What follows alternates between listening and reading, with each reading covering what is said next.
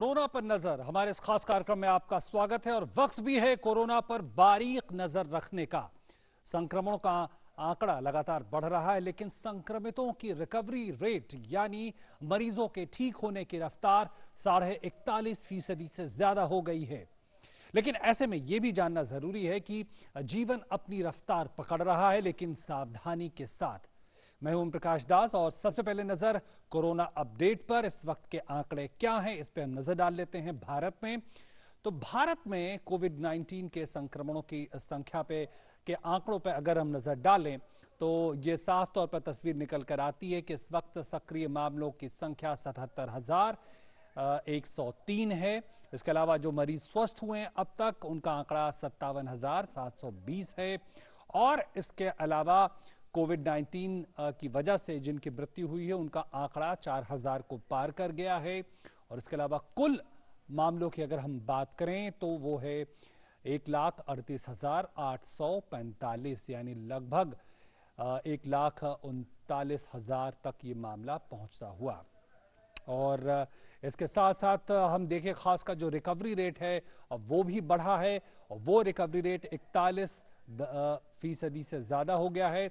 57,720 मरीज ठीक हुए और ये आंकड़ा लगातार बढ़ रहा है, सुधर रहा है, यानी मरीज लगातार ठीक हो रहे हैं जो इलाज की व्यवस्था की गई है पूरे देश में। लेकिन कुल मिलाकर देखा जाए तो 1,38,845 से ज्यादा मामले देश में कहे जा सकते हैं, लेकिन सक्रिय मामलों की संख्या 77,103 तक पहुंच गई है। तो यह है इस वक्त का आंकड़ा, इस वक्त का कोरोना अपडेट।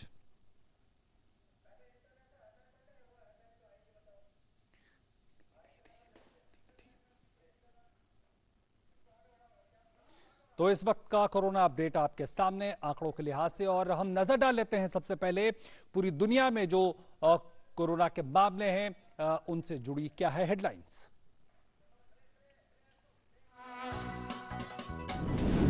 दुनिया में कोविड संक्रमितों की संख्या 54,28,000 से ज्यादा।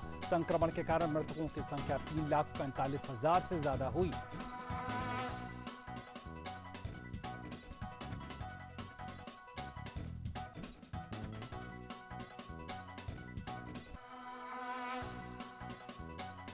अमेरिका अभी भी कोविड से सबसे ज्यादा पीड़ित, 16,43,000 से ज्यादा मामले। वहीं ब्राजील में तेजी से बढ़ते मामलों के कारण संक्रमण के मामले में नंबर 2 पर बरकरार। ब्राजील में करीब 3.5 लाख से ज्यादा मामले।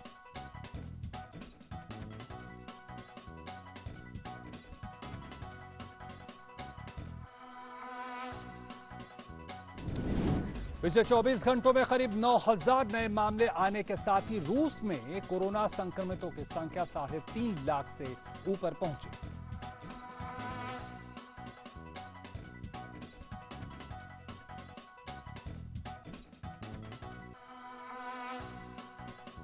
भारत और इजरायल मिलकर कर रहे हैं कोविड-19 रैपिड डायग्नोस्टिक टेस्ट का विकास। दोनों देशों के रिसर्च संस्थानों के बीच हुई बातचीत।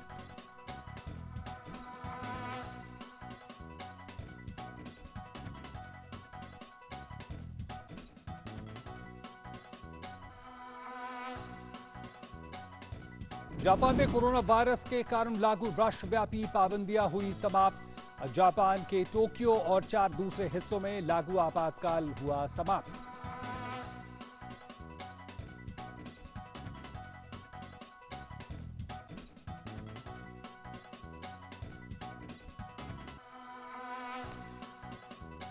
इटली अगले हफ्ते से खोलेगा अपनी सीमाएं, यूरोपियन यूनियन से लगती हुई अपनी सीमाएं। वेनिस एक बार फिर से पर्यटकों के स्वागत की कर रहा है तैयारी।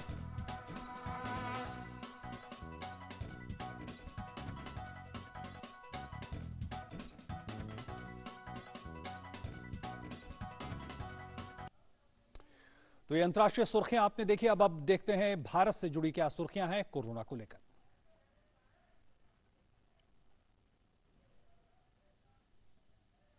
तो इस वक्त हम देख रहे हैं किस तरह से वैश्विक स्तर पे मामले लगातार बढ़ रहे हैं।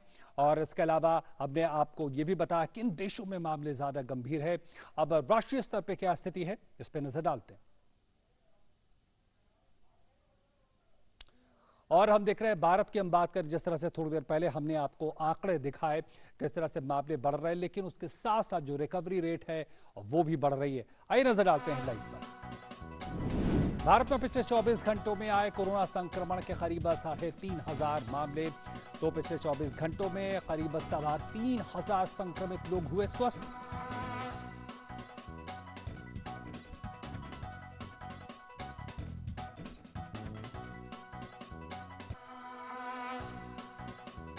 भारत में कोविड मरीजों की रिकवरी रेट हुई 41.5% से ज्यादा। अब तक करीब 58,000 लोग हुए स्वस्थ।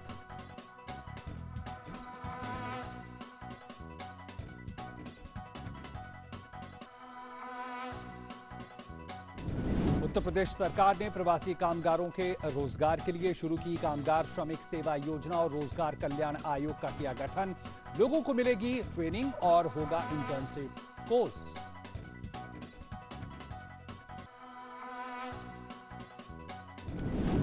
रेल मंत्री पीयूष गोयल ने की अपील, श्रमिक स्पेशल रेलगाड़ियों के लिए सहयोग करें राज्य। रेल मंत्रालय अब तक 3,000 श्रमिक रेलगाड़ियां का कर चुका है संचालन।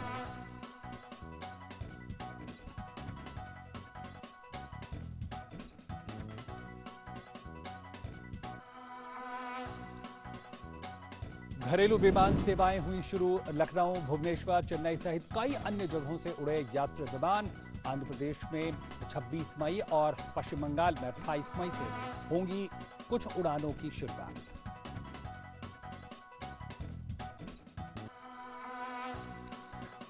मानव संसाधन मंत्रालय ने 10वीं 12वीं की शेष परीक्षाओं के लिए परीक्षा केंद्र बढ़ाकर किए 15,000। 1 जुलाई से 15 जुलाई के बीच होना है परीक्षा। लॉकडाउन के चलते टाली गई परीक्षाओं का आयोजन होगा।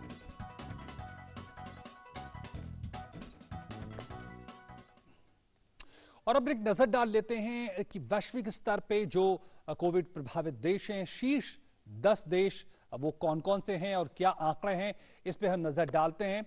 तो क्या ये आंकड़े हमारे सामने तस्वीर पेश कर रहे हैं? तो कुल मिलाकर हम देखें, जो हमारे पास आंकड़ा है, हम देख सकते हैं कि 54,28,000 से पूरे दुनिया में इस वक्त मामले सामने आ रहे हैं। उसमें सबसे ज्यादा प्रभावित अमेरिका दिख रहा है, अभी भी 16,43,000 से ज्यादा मामले। दूसरे नंबर पर ब्राजील है, जहां तेजी से संख्या बढ़ी है, 3,63,000 से ज्यादा मामले हैं। फिर अगर हम बात करें यूनाइटेड किंगडम की, 2,60,000 से ज्यादा मामले, करीब 2,61,000 तक मामला पहुंचा हुआ। फ्रांस में 1,82,000 से ज्यादा मामले। स्पेन में 2,35,000 से ज्यादा मामले। इटली में हम देख रहे हैं 2,29,000 से ज्यादा मामले। जर्मनी में 1,80,000 से ज्यादा मामले। तुर्की में 1,56,000 से ज्यादा मामले। रशिया में हम देख रहे हैं 3,53,000 से ज्यादा मामले। और अब भारत भी शीर्ष 10 देशों में शामिल हो गया है और यहां का भी आंकड़ा इस वक्त हम देख सकते हैं 1,38,000 से ज्यादा मामले आ गए हैं। तो ये है शीर्ष 10 देश दुनिया के, जिसमें से कुछ देश बेहतर प्रदर्शन करते हुए हम देख रहे हैं। भारत जैसे देश भी उसमें शामिल हैं। लगातार यहां पे काम हो रहा है और रिकवरी रेट लगातार बेहतर होता जा रहा है। तो ये इस बात का सूचक है कि किस तरह से कोरोना के मामले तो हैं, लेकिन उस पर तेजी से काम हो रहा है। अब हम देखते हैं कि जो परीक्षण हो रहे, टेस्टिंग हो रहे हैं पूरी दुनिया में, उसका आंकड़ा हमारे सामने क्या है। तो हम देखें, अगर अमेरिका की बात करें तो देखें 1 करोड़, लगभग 1.5 करोड़ के आसपास लोगों की टेस्टिंग हुई है। उसके अलावा हम देख सकते हैं 86 लाख से ज्यादा रशिया में भी टेस्टिंग हुई है। और ये वो देश हैं, शीर्ष 10 देश हैं जिन्होंने सबसे ज्यादा टेस्टिंग किए हैं। उसमें भारत भी हम देख सकते हैं कि 30 लाख से ज्यादा टेस्टिंग के साथ भारत भी शीर्ष 10 देशों में शामिल है। यह आंकड़ा भी दिखाता कि भारत भी कैसे तेजी से लोगों का परीक्षण कर रहा है कोविड के मामलों को लेकर। तो ये एक तस्वीर आपको साफ तौर पर दिखाती है कि कहां पे तेजी से काम हो रहे हैं। तो ये वो आंकड़े थे और ये मोटी मोटी तस्वीर भी हमारे सामने रखते हैं। और आइए अब आपको दिखाते हैं कि जो श्रमिक अपने घर नहीं जा पाए, श्रमिकों के जाने का सिलसिला जारी है, लेकिन कुछ श्रमिक रुके भी हैं। और वो लोग जो श्रमिक है वो अपनी जगहों पर ही रह के मास्क और अन्य सामग्रियां बनाकर अपना रोजगार हासिल कर रहे हैं। देखते हैं हमारे संवाददाता अशोक श्रीवास्तव की ये ग्राउंड रिपोर्ट।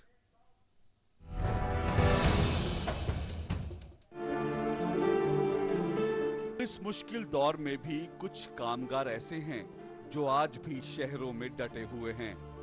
इन्होंने शहर नहीं छोड़ा क्योंकि शहरों ने इनका दिल नहीं तोड़ा।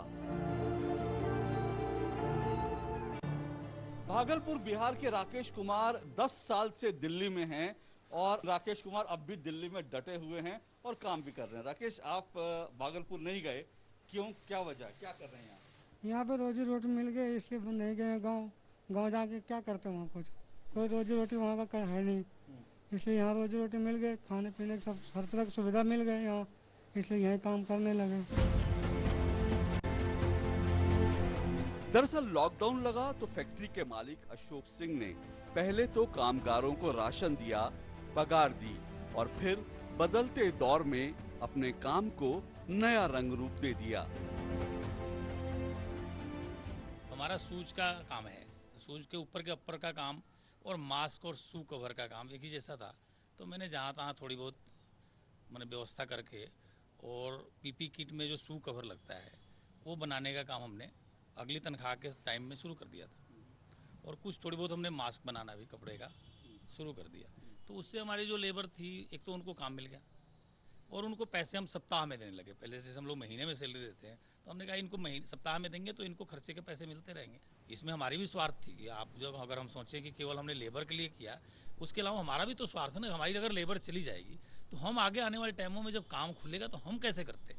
लॉकडाउन से पहले इस फैक्ट्री में जूते के इस तरह के कवर्स बनते थे, जूते और सैंडल्स के जो कवर थे वो बनते थे। लेकिन जब लॉकडाउन हुआ तो काम बंद ना हो और किस तरह से काम को अलग दिशा दी जा सकती है, उसको देखते हुए इस फैक्ट्री में अब मास्क बनने लगे। ये आप देखिए, मास्क बनने लगे हैं। तो ये जो जूते से मास्क बनने का सफर हुआ, इसका सबसे बड़ा फायदा ये हुआ कि जो यहाँ फैक्ट्री में काम करने वाले कामगार थे, श्रमिक थे, उनको वापस नहीं जाना पड़ा अपने घरों को। आप बताइए क्या क्या काम अभी आप कर रहे हैं यहाँ पे? अभी मास्क बना रहे हैं सर जी। हाँ, लॉकडाउन की वजह से कहीं जाना ना पड़ा, मालिक ने काम दे दिया। मास्क की वजह से मजदूर थे, सब गांव जा रहे थे, हम लोग नहीं गए। हम लोग की रोजी रोटी बढ़िया मिल गए, ठीक है जी। इससे बढ़िया काम भी बढ़िया है, इसी कारण कोई दिक्कत नहीं हुआ हम लोगों को। कहते हैं कि इंसान और इंसानियत का इम्तिहान बुरे वक्त में ही होता है। आज कोरोना दुनिया को मुश्किल दौर में ले आया है। ये बुरा वक्त बीतेगा, कुछ अनुभव देकर, कुछ सबक देकर। याद रह जाएंगे तो बस वही लोग जिन्होंने संकट के इस दौर में भी इंसानियत को जिंदा रखा।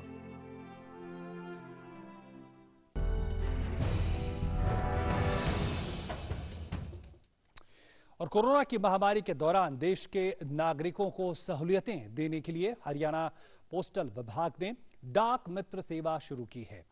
इस सेवा के जरिए उसके आधार लिंक से खाता धारकों को घर बैठे पैसे देने के साथ कोरोना की महामारी से निपटने में काम आने वाली जरूरी सामग्री और दवाइयां देने के अलावा राशन और अन्य सामग्री भी दी जा रही है। देखते हैं हरियाणा के पंचकुला से सुमन शर्मा की यह रिपोर्ट।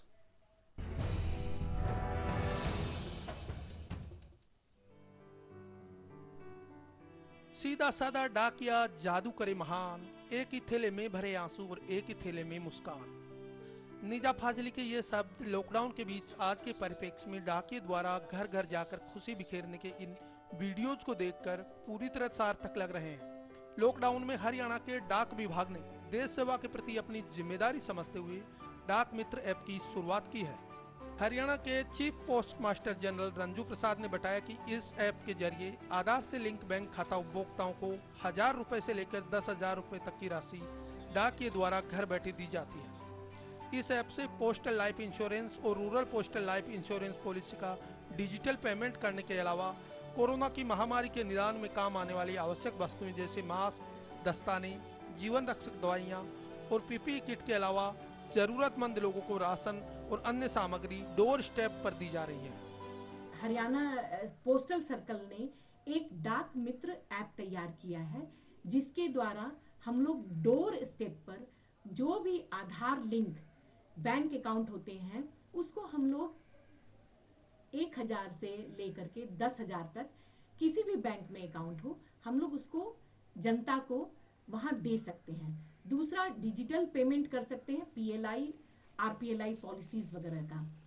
फिर इसमें जो भी एसेंशियल आइटम्स हैं, आजकल जैसे कोरोना में एसेंशियल आइटम्स मास्क हैं, ग्लव्स हैं, मेडिसिन्स, लोगों का जो बहुत ज़रूरी मेडिसिन्स है वो हम लोग डोर स्टेप पर दे रहे हैं।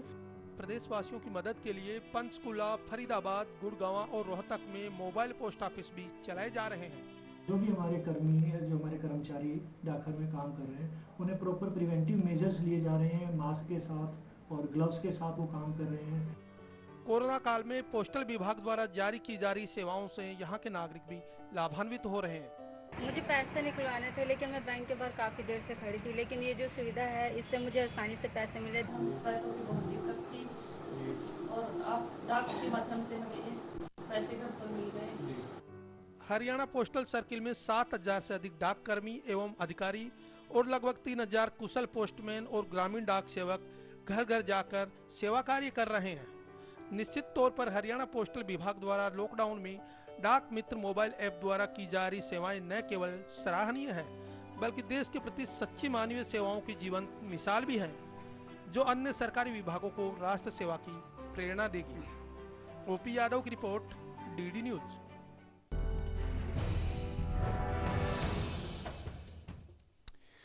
राजस्थान में कोरोना संक्रमितों का आंकड़ा 7,000 के पार पहुंच गया है और तेजी से बढ़ते पॉजिटिव मामलों के मद्देनजर प्रदेश में बाहर से आने वाले लोगों को 14 दिन के होम क्वारंटाइन का सख्ती से पालन कराया जा रहा है और इसके लिए कोरोना वॉरियर घर घर जाकर होम सर्वे कर रहे हैं।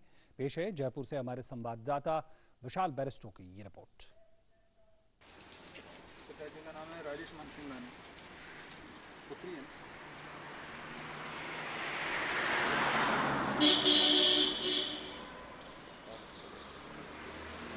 20 साल की है, एज 20 ईयर्स। हाँ, बाई सिंधी, निवासी अहमदाबाद कर दो।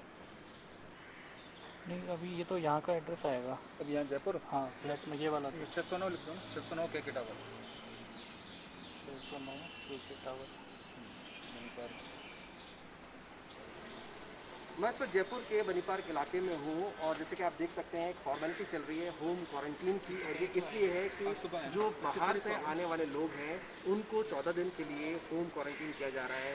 हमारे साथ एक सज्जन है, क्या नाम है सर आपका? किशोर तीर्थानी। थोड़ा जोर से बोलिए। किशोर तीर्थानी। किशोर जी बताइए कि ये होम क्वारंटीन की फैसिलिटी किसके लिए हो रही है? हमारे लिए। कहाँ से? अहमदाबाद से है। क्या क्या इसमें क्या है, आपको घर में रहना है? हाँ, 14 दिन के लिए घर में ही रहना है। और आपने पूरा टेस्ट वगैरह करवा रखा है? किस चीज़ का? जो आए हैं उनका? हाँ, वो ट्रेन में अगर सब स्क्रीन टेम्परेचर करके आए वहाँ से निकले हैं। Thermal scanning? हाँ, थर्मल स्कैनिंग होती है।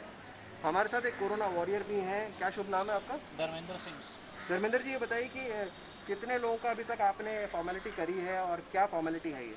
मैंने अभी लगभग 5 लोगों की स्वयं घोषणा पत्र भरवाया है जी। इसमें सरकार के आदेश हैं कि जो भी बाहर से आते हैं उनको 14 दिन का क्वारंटाइन का फार्म भरवाया जाए, जो स्वयं घोषणा पत्र कहलाता है जी। और वो घोषणा पत्र जैसे ही हमको कलेक्ट्रेट से भी सूचना आती है कि कोई बाहर से आ गए हैं, और हम हमारे स्तर पर भी, क्योंकि हम BLO हैं, हमारे स्तर पर भी घर घर जाके संपर्क करते हैं और पूछते हैं कि कोई बाहर से आए हैं, तो उसके बारे में हम मालूम रखते हैं और उनसे हम एक स्वयं घोषणा पत्र भरवा लेते हैं। इसकी डिटेलिंग कहाँ होती है, रिकॉर्ड कहाँ रखा जाता है?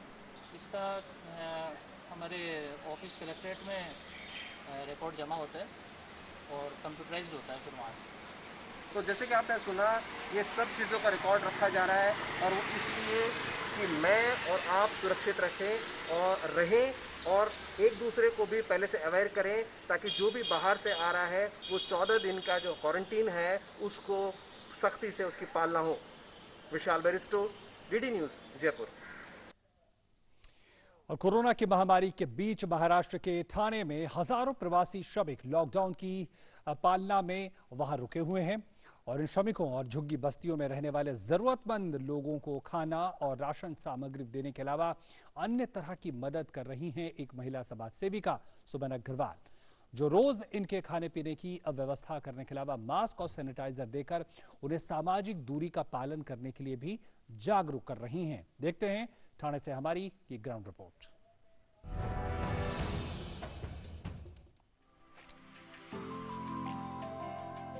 कोरोना की महामारी से निपटने के लिए किए गए देशव्यापी लॉकडाउन के बीच हजारों प्रवासी कामगार महाराष्ट्र के ठाणे में रुके हुए हैं, जो अपने घर नहीं जा पाए थे। इन कामगारों और झोपड़पट्टी में रहने वाले दिहाड़ी मजदूरों को राशन, खाना और अन्य जरूरी सामान देने का काम कर रही है स्थानीय समाज सेविका सुमन अग्रवाल। ये हर रोज मानवीय सेवा की सच्ची मिसाल पेश करते हुए ठाणे के लोकमान्य नगर, लोहिसवाड़ी, परसिक नगर, परेरा नगर, वर्तक नगर, कलवा, चंदनवाड़ी और सजीवाड़ा जैसी जगहों पर जाकर जरूरतमंद लोगों को दाल, चावल, आटा, तेल, नमक और चाय चीनी जैसी राशन से जुड़ी कई तरह की सामग्री वितरित करने का कार्य कर रही हैं। लॉकडाउन के शुरू होते ही हमने अपनी तरफ से दिहाड़ी मजदूरों को घर जाकर राशन पहुंचाने का काम, झुग्गी झोपड़ियों में तैयार लंच के पैकेट्स पहुंचाने का काम हमने शुरू कर दिया था। और पिछले 15 दिनों से हम लोग कल्याण भिवंडी बाईपास पर माइग्रेंट वर्कर्स को केले, बिस्किट और मिनरल बॉटल्स पहुंचा रहे हैं। परमार्थ सेवा को सबसे बड़ी सेवा मानते हुए इनके संगठन ने जिला प्रशासन की पहल से जिला अस्पताल में कोविड-19 के मरीजों के लिए खाने पीने की व्यवस्था भी की है। नर सेवा नारायण सेवा को अपना धर्म मानते हुए सुमन अग्रवाल द्वारा दी जा रही इस सेवा से ठाणे में रुके उत्तर प्रदेश, मध्य प्रदेश, राजस्थान, ओडिशा, छत्तीसगढ़ और झारखंड जैसे कई राज्यों के कामगारों को न केवल समय पर भोजन मिल रहा है, बल्कि कोरोना की महामारी से बचने के लिए मास्क और सैनिटाइजर देने के साथ उन्हें सामाजिक दूरी का पालन करने के लिए प्रेरित भी किया जा रहा है। ओपी यादव की रिपोर्ट, डीडी न्यूज।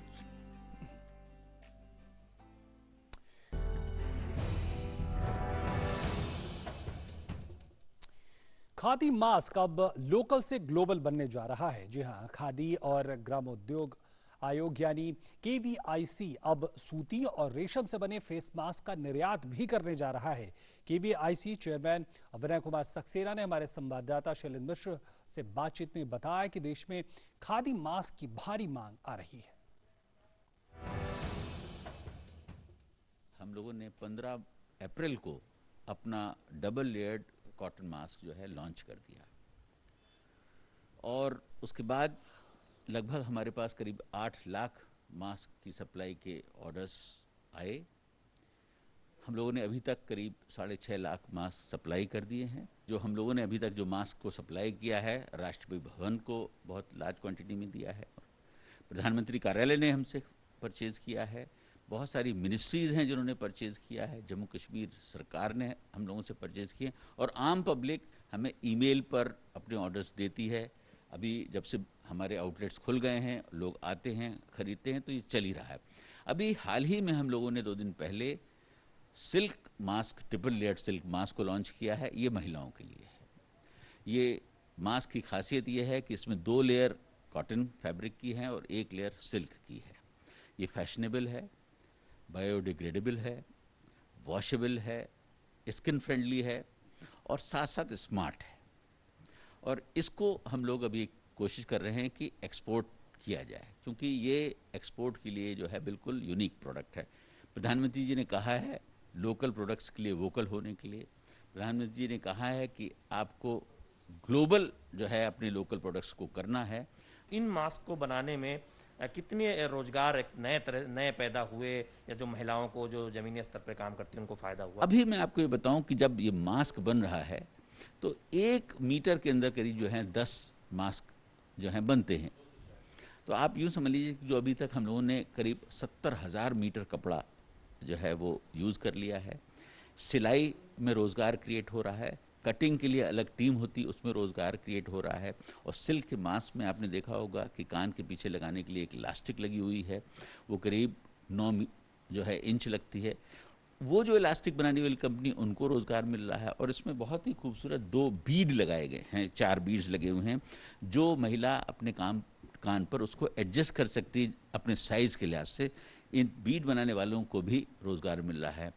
पैकेजिंग हो रही है, उसमें रोज़गार मिल रहा है। तो एक मास्क जो है अब एक ही समय में कम से कम 7 से 8 लोगों को रोजगार दे रहा है। यही खादी की ताकत है। क्या कोई अनुमान लगाया गया है कि आने वाले दिनों में कितनी मांग बढ़ने वाली है? हमारा टारगेट है कि जो हमारे खादी के जो डबल लेयर्ड मास्क हैं उनको कम से कम हम 10 करोड़ का हमारा लक्ष्य है उसको बेचने का, और सिल्क का जो मास्क है वो कम से कम 1 करोड़ मास्क का हमारा टारगेट है।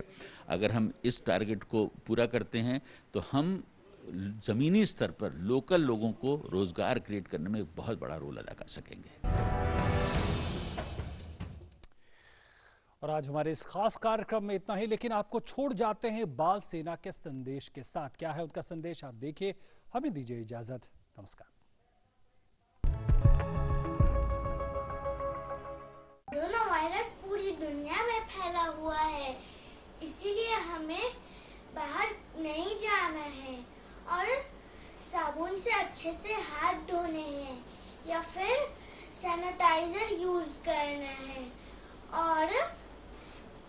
और बाहर जाना है तो फिर मास्क लगा के जाना है और बाहर जाते समय सोशल डिस्टेंसिंग का पालन करना है।